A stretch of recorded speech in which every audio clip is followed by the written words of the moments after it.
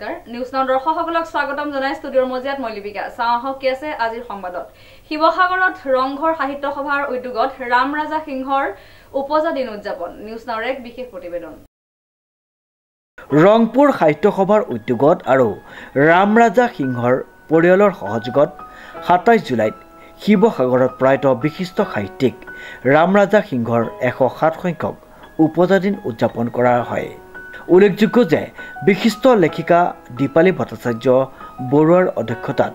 শিৱসাগৰৰ শ্ৰীসত্য চাই বাল বিকাশ প্ৰাক প্ৰাথমিক আৰু প্ৰাথমিক বিদ্যালয়ত ৰাম ৰাজা সিংহৰ উপজা দিন উপলক্ষে অনুষ্ঠিত উত্তৰ আধুনিক চিন্তা চৰ্চাৰ আভাস শীৰ্ষক বক্তৃতা অনুষ্ঠানত নিৰ্দিষ্ট বক্তাৰূপে অংশগ্ৰহণ কৰি বিশিষ্ট শিক্ষাবিদ তথা বৃহত্তৰ শিৱসাগৰ প্ৰেছ ক্লাবৰ সভাপতি মনোজ কুমাৰ বৰঠাকুৰে মনোজ্ঞ ভাষণ প্ৰদান কৰে শিৱসাগৰ পৌৰসভাৰ প্ৰাক্তন সভাপতি তথা ৰাম ৰাজা সিংহৰ বোৱাৰী মৃদুস্মিতা সিংহই কলাগৰ শৰাই আগবঢ়োৱা উক্ত অনুষ্ঠানত ৰাম ৰাজা সিংহৰ কন্যা মনোহৰী দেৱী কানৈ মহাবিদ্যালয়ৰ অৱসৰী অধ্যাপিকা ডক্টৰ ভাৰতী দত্ত ডিব্ৰুগড় বিশ্ববিদ্যালয়ৰ অৱসৰী অধ্যাপক ডক্টৰ কমলেশ্বৰ দত্ত বিশিষ্ট লেখিকা প্ৰণীতা বৰা ভূঞা ডক্টৰ মণি পাঠক দেৱযানী মহন্ত ৰংপুৰ সাহিত্য সভাৰ সম্পাদক জেউতি বৰা ভূঞা সুনীল কুমাৰ সিংহ আদিৰ লগতে কেইবাগৰাকীও গণ্যমান্য ব্যক্তি উপস্থিত আছিল উক্ত অনুষ্ঠানটিত আজি 107তম জন্ম দিৱস প্ৰয়াত ৰাম ৰাজা সিংহৰ জন্ম দিৱসটি ৰংপুৰ সাহিত্য সভাৰ ফালৰ পৰা পাতি আহিছে আৰু তেতিয়াৰ পৰাই তেখেত যেতিয়াৰ পৰা জীৱিত অৱস্থাৰ পৰাই তেখেতৰ জন্মদিনটো ৰংপুৰ সাহিত্য সভাই উদযাপন কৰিছিলে আৰু সেই জন্মদিনটি বৰ্তমানো তেখেতলোকে আমাৰ পৰিয়ালৰ সহযোগত পাতি আহিছে আৰু মই বোৱাৰী হিচাপে মোৰ গৌৰৱ অনুভৱ কৰোঁ কাৰণ ইমান বিশাল যিজন আমি বাবা বুলি মাতিছিলোঁ তেখেতৰ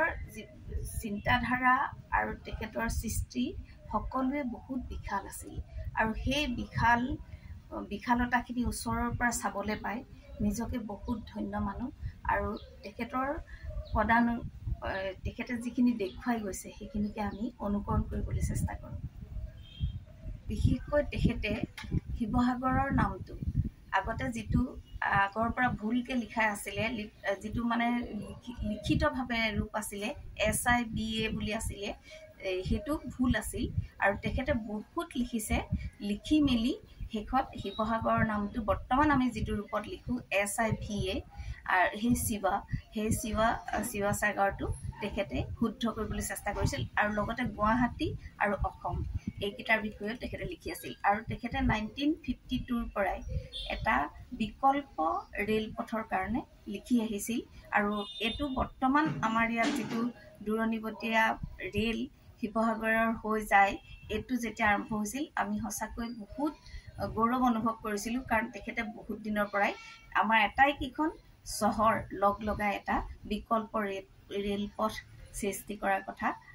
চৰকাৰক কৈ আহিছিল আৰু এতিয়াও আমাৰ বহু দূৰ বাকী আছে কাৰণ আমাৰ এতিয়াও মেইন চহৰকেইখন এতিয়াও ৰেল সংযোগ একেৰাহে হোৱা নাই কাৰণ আমাৰ শিমলুগুৰিৰ পৰা যোৰহাটলৈ যিটো আমাৰ শিৱসাগৰৰ পৰা যোৰহাটলৈ যিটো হ'ব লাগে সেইটো বৰ্তমান হোৱা নাই আৰু তেনেধৰণে আমাৰ বহু বাকী আছে আমি আচলতে কৰণীয় যিখিনি শিৱসাগৰক লৈ বহু সপোন দেখিছিল তেখেতে আৰু প্ৰতিটো সপোন বৰ্তমান ৰূপায়িত হ'বলৈ বহুখিনি বাকী আছে কাৰণ তেখেতৰ যিখিনি পেপাৰত লিখা আছিলে কাটিংখিনি লৈ পেলাই জনমত বিচাৰি বুলি এখন কিতাপ তেখেতে উলিয়াইছিলে আৰু সেই কিতাপখন যি পঢ়িছে তেখেতলোকে গম পাব যে তাত কৰণীয় আৰু বহু বাকী আছে কাৰণ মই নিজে যেতিয়া পৌৰসভাত আছিলোঁ তেতিয়া মই নিজে চেষ্টা কৰিছিলোঁ যে তেখেতৰ সপোনখিনি কিবাকৈ আমি ৰূপায়িত কৰিব পাৰোঁ নেকি তেনেধৰণৰ চিন্তা আচলতে আমাক দি গৈছে শিৱসাগৰৰ পৰা অমৃত কুমাৰ শৰ্মাৰ এক বিশেষ প্ৰতিবেদন নিউজ নাও